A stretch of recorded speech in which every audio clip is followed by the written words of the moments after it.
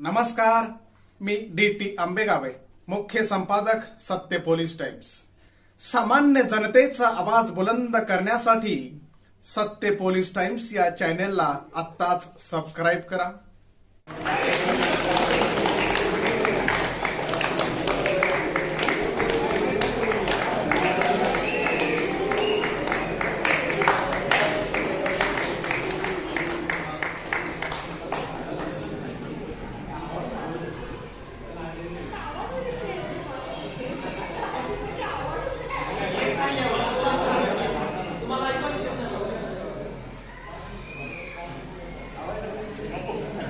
पूर्ण करण्यास सर्वांना मदत करतात।